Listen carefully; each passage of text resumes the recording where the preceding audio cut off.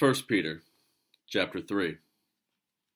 Wives, in the same way, submit yourselves to your own husbands, so that if any of them do not believe the word, they may be won over without words by the behavior of their wives, when they see the purity and reverence of your lives. Your beauty should not come from outward adornment, such as elaborate hairstyles and the wearing of gold jewelry or fine clothes. Rather, it should be that of your inner self, the unfading beauty of a gentle and quiet spirit, which is of great worth in God's sight. For this is the way the holy women of the past who put their hope in God used to adorn themselves. They submitted themselves to their own husbands, like Sarah, who obeyed Abraham and called him her Lord. You are her daughters if you do what is right and do not give way to fear. Husbands, in the same way, be considerate as you live with your wives, and treat them with respect as the weaker partner, and as heirs with you of the gracious gift of life, so that nothing will hinder your prayers.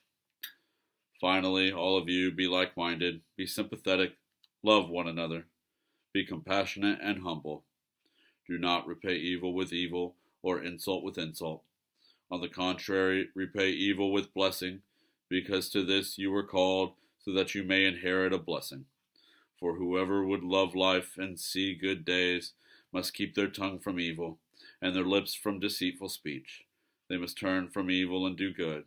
They must seek peace and pursue it. For the eyes of the Lord are on the righteous, and his ears are attentive to their prayer.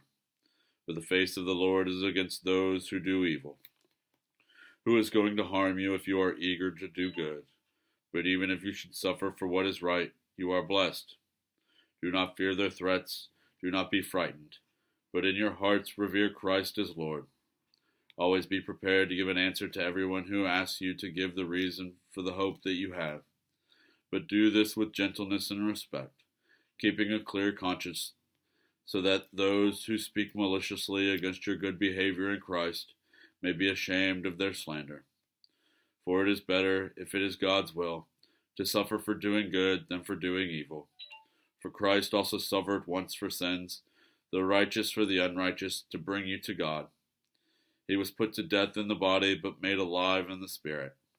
After being made alive, he went and made proclamation to the imprisoned spirits, to those who were disobedient long ago when God waited patiently in the days of Noah while the ark was being built.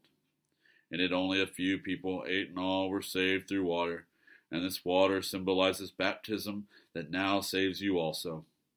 Not the removal of dirt from the body, but the pledge of a clear conscience toward God.